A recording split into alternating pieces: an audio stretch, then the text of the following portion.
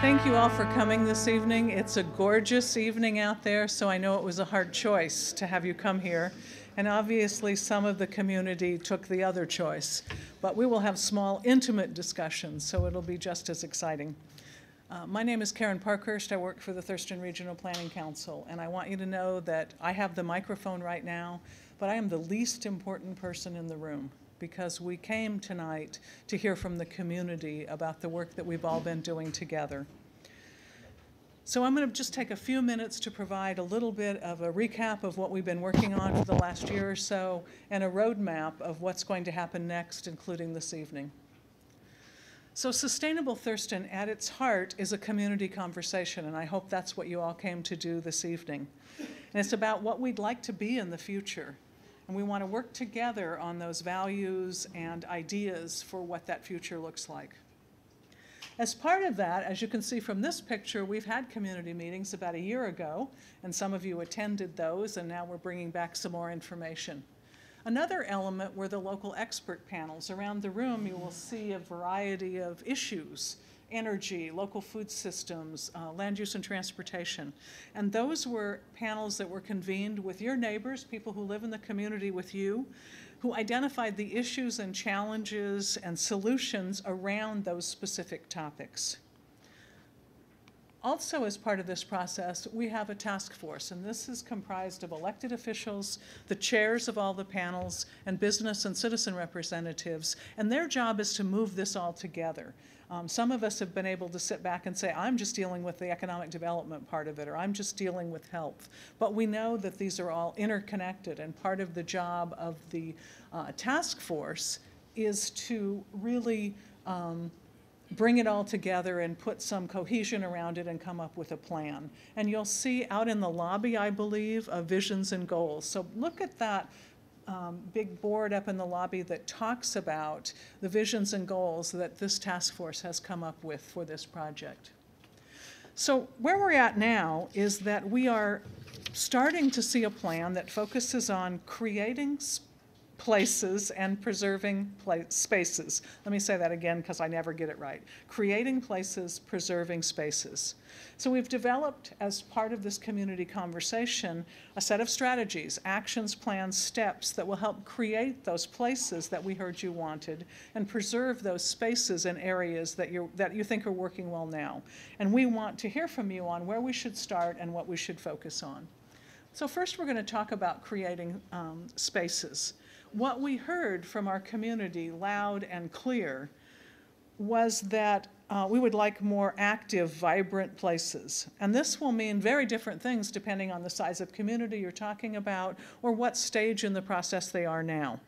So for example, in the South County, what we heard from both North and South County residents was they envisioned a really economic vitality in those small city centers, no empty storefronts, creating support for those local businesses to thrive, and for reasons, a destination, reasons for people to stop and spend their time and money in those small communities.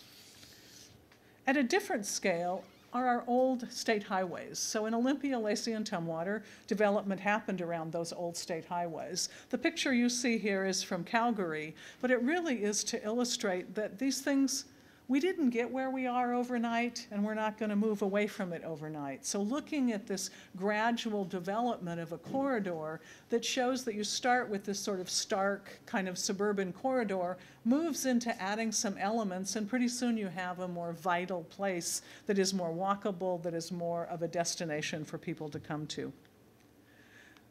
But as we know, most of us live in suburban neighborhoods, and what we heard from people is they want to continue to live in those neighborhoods, but they'd like to add some elements. So maybe there's some community meeting space that becomes part of that. And maybe it's just a place where you can gather in the community and share produce, a place where you can give away all that extra zucchini that will be falling out of our gardens before long. Or maybe it's a place that occasionally you could have a food truck stop in, or something else that starts having you have some mixed use in that community. And maybe, depending on the neighborhood and what they were interested in and what the population is, you might actually start seeing some bricks and mortar places. So I live in the east side of Olympia near San Francisco Street Bakery, and that community is often considered one that has places to walk to. You know, if you have a destination, you can take a really good healthy walk and there's sugar at the end of it, sometimes that would encourage people to walk. So then we look at the North County city centers, the larger areas, and there we're envisioning vibrant city centers with places to live, work, play, and recreate. So the idea is in these denser core areas that perhaps you could live in a place where you could walk to work, ride your bike to the grocery store. So we're looking at that density in those. And that would be part of the anchor. So why would we do this? Well, part of it is to take the pressure off of rural land. So this is the preserving spaces part of this. If we focus our activity, whether it's residential or business, in those centers, then our urban and rural open spaces that might otherwise become subdivisions might be there and preserved so that we have that agricultural land, we have that farmland, those unique characteristics that protect the environment. So who cares? Why does it matter if we do these things? Why don't we just keep doing what we've been doing all along? So one of the things is about healthy communities. And we are a central, regional health center as far as hospitals and doctors and the like, but a healthy community isn't just about medical care. A healthy community is having access to healthy food. It's having social connections, clean water and air, a strong economy, and walkability, being able to move around your community and get some exercise. Also, vibrant places attract entrepreneurs. What we heard over and over again was the importance of these small businesses.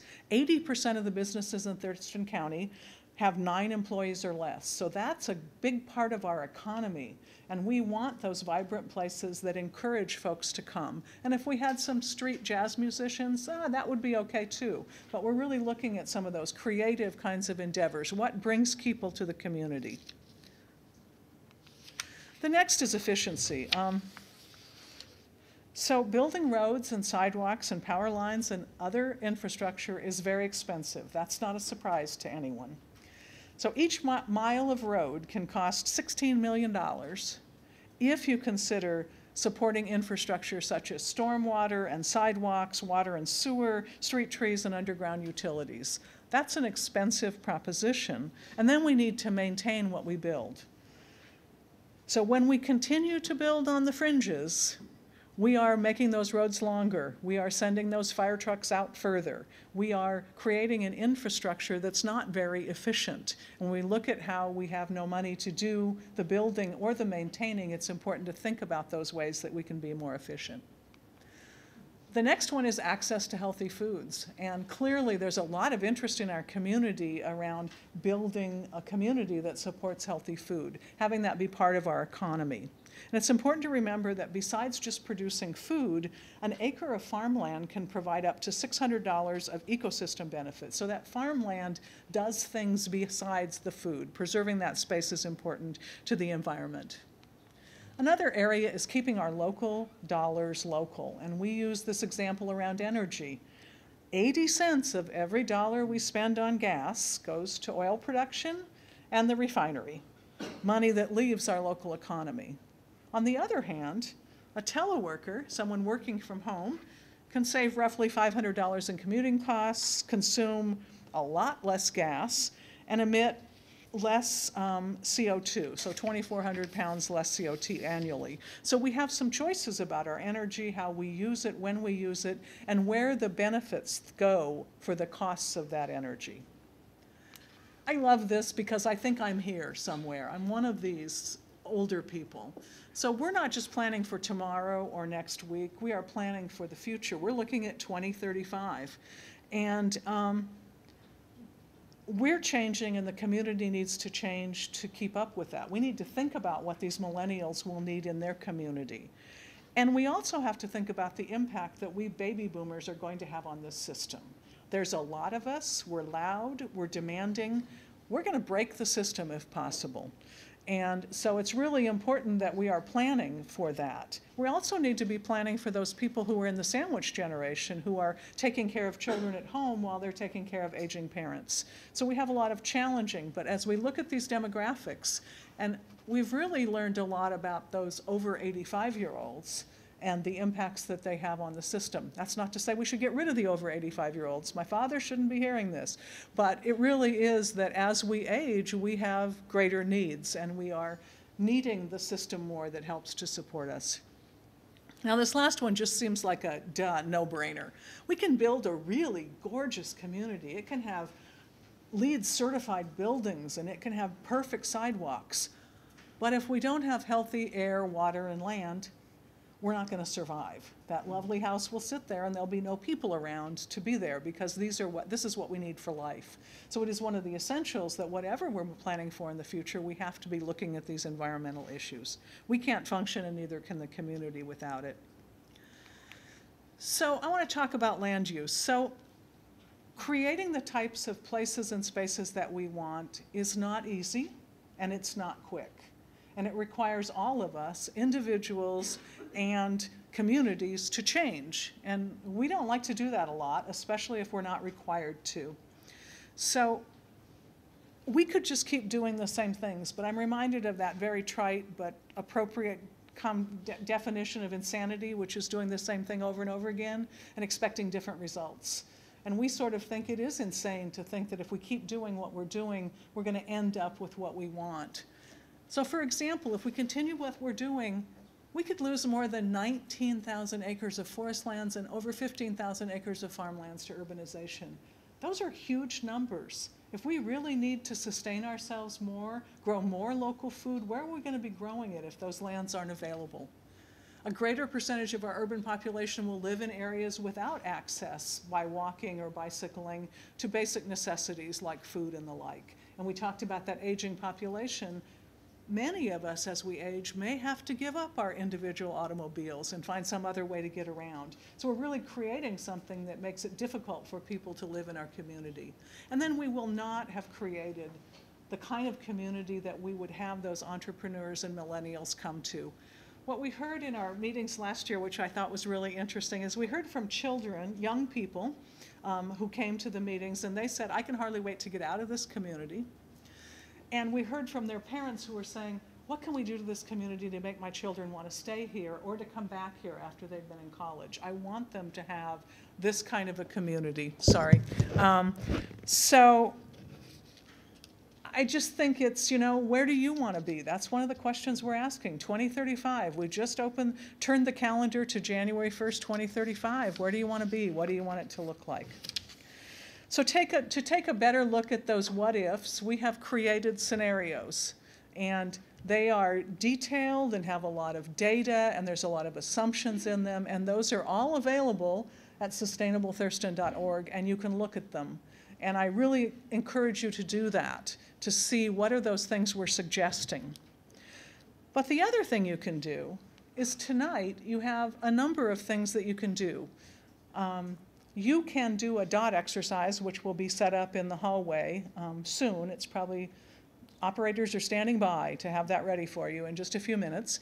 And you can go there. You have 3 dots in your packets, and you can look at those scenarios, and you can vote with those dots to say, what should we focus on? And you could take those dots and you could spread them across the topics and say, these are my 3 most important topics, or you could put them all in one space. We are not the dot police tonight. You can do what you want with those dots, but that helps us understand those scenarios that you're using and helps us do that. The other piece is the graffiti wall. We were having a conversation, if it's laying flat on a table, is it still a wall? So it's a graffiti table out in the lobby, and you can write down comments. What did we forget?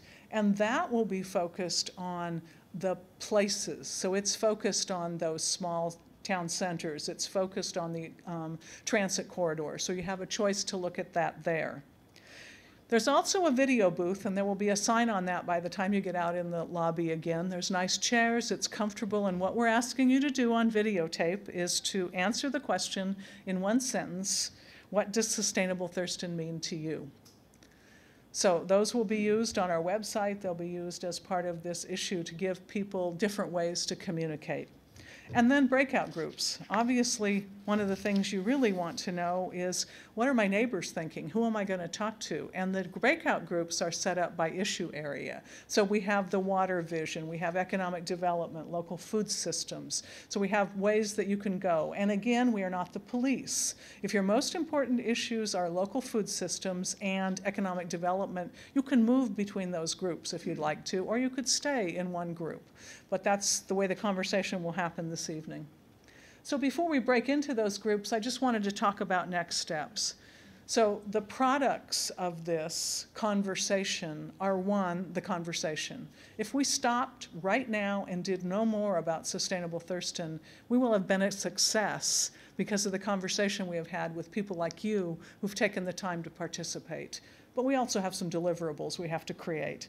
So in end of July, we'll have a regional plan for sustainable development, a regional housing plan, and then a little later we'll have performance measures and an action plan. And all those are available in great detail, will be available in great detail on the website. So you have an opportunity to participate in those and comment on those. So now is the time to break into the breakout groups. And the ones in this room are energy, local food systems, sustainable economy, water infrastructure, and water quality. And down the hall are all the rest, this big list. And there'll be a sign on the door, by the door, that shows you where those groups are. But before I start talking and let you talk, I just want to remind you that we have tried really hard with Sustainable Thurston to reach audiences in a lot of ways.